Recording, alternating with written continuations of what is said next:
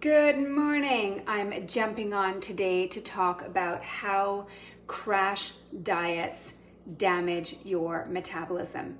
And this is going to be for the ladies over 40 that have been going on diets for the past 10, 20 years to maintain their weight. And for women who specifically have used the model of eat less, move more, of creating a chronic caloric restriction in order to lose weight. And this is especially for you if what you've noticed is that when you go on these diets, you lose weight for a certain period of time and then suddenly the weight loss stops.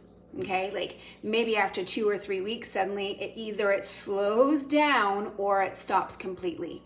Or it's also for women who have a tendency to lose and gain the same sort of 10, 20 pounds, right? So you go on a diet, you lose the 10 pounds, you stop dieting, you gain that weight back. So we're gonna kind of explore what's happening and what is happening to your metabolism when you go on a restrictive calorie crash diet.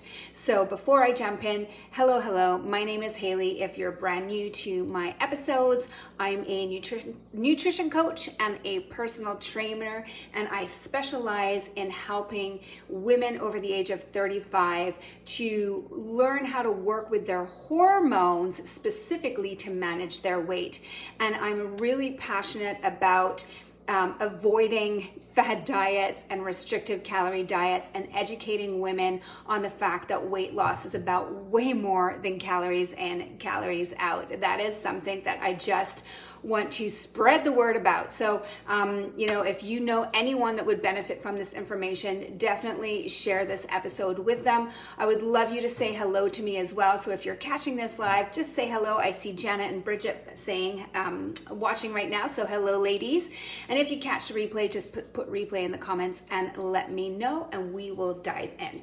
So what I want to start with is just explaining like what your metabolism does, because I think that's really key in understanding what happens to our metabolism when we go on a diet. So what I want you to imagine is that your metabolism is it is designed to protect you.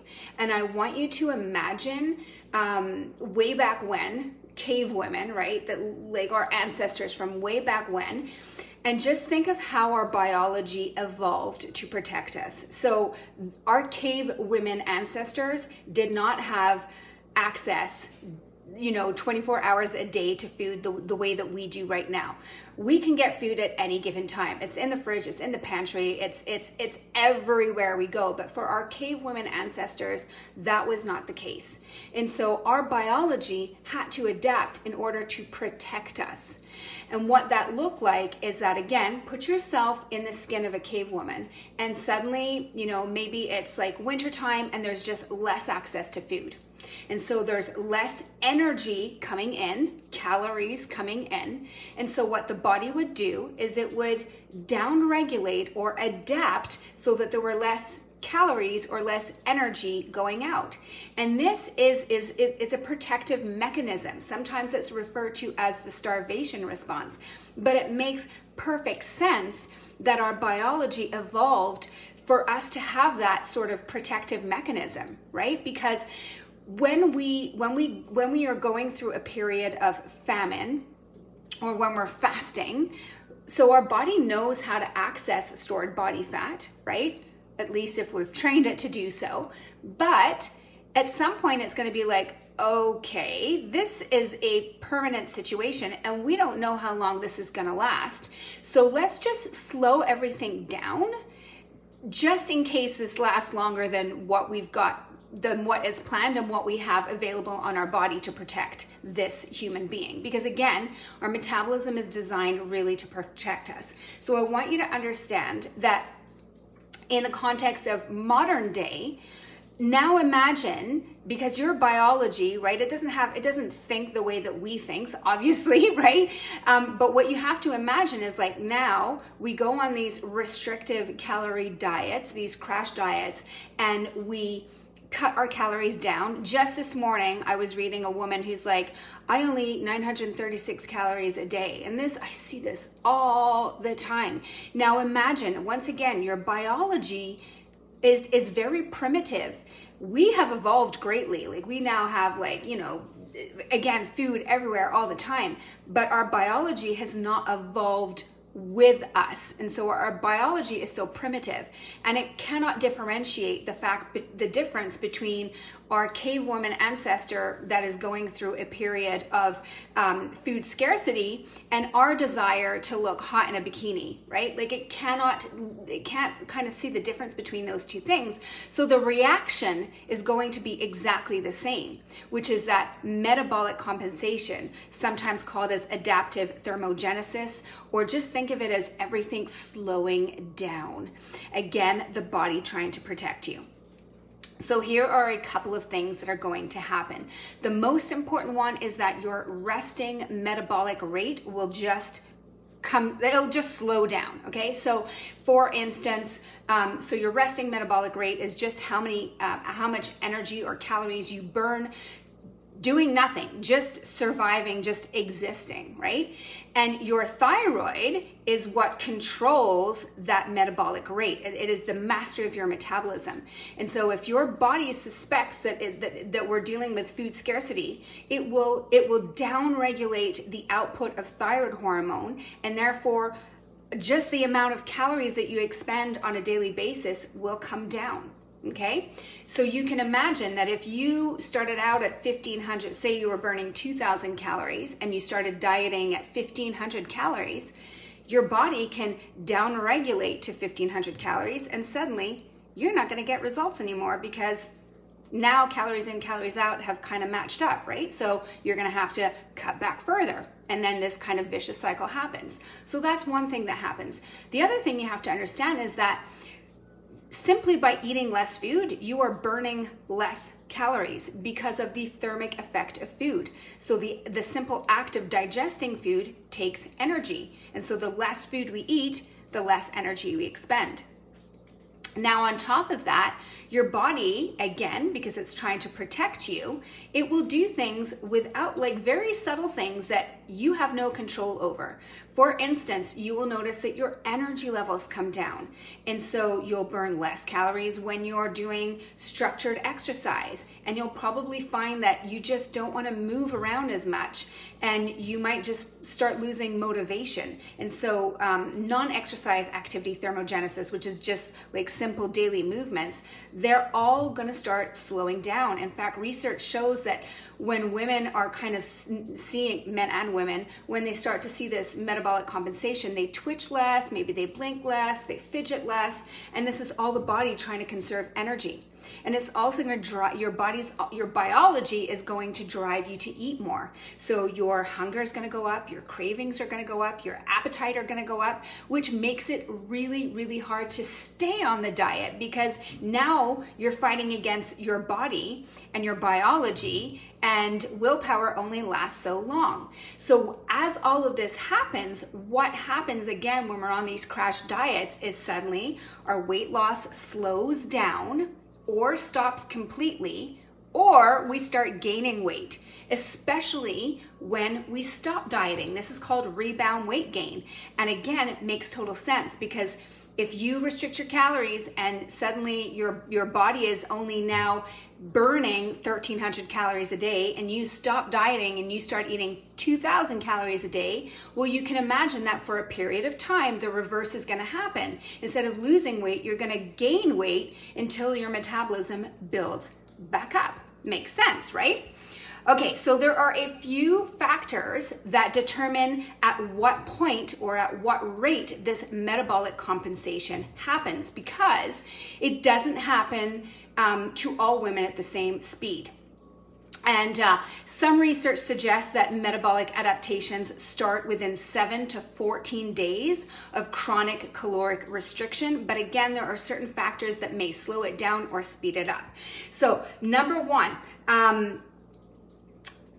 let me just remember faster weight loss. Number one is faster weight loss. So the faster you're trying to lose weight, right? So if you go on suddenly, like you say you've been eating 2,000 and you suddenly cut down to 1,200 calories a day, that's at the beginning, you probably will see rapid weight loss, but you also have a larger discrepancy between energy in, energy out. And so that compensation will happen at a faster rate, which is why with my clients, they know if they're watching that I am a big fan of slow and steady weight loss. And when my clients are like, I'm only losing this amount of weight, I'm like, that's great. I only want you to lose that, because if you lose too fast, we're going to hit a weight loss plateau and we're not going to get anywhere. So slow and steady. So the slower the weight loss, the smaller the discrepancy, the less metabolic compensation you're going to see.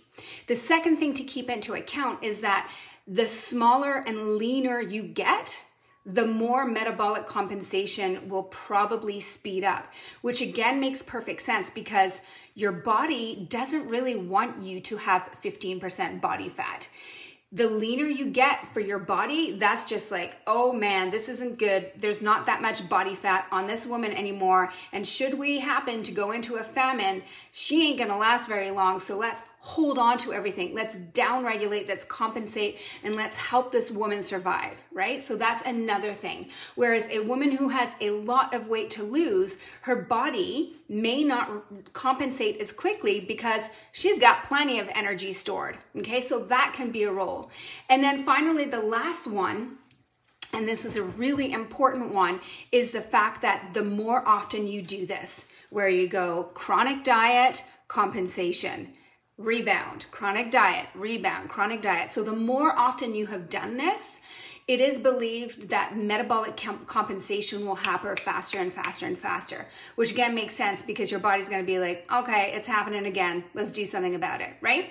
So those are a couple of factors. So that's what I wanted to teach you guys about today, is just understanding that when we go on these crash diets, the body responds, the metabolism adapts as a means of protecting us, as a means of keeping us safe. And it does not understand the difference between food scarcity and wanting to be in a bikini. It just doesn't understand. So that being said, here is the good news.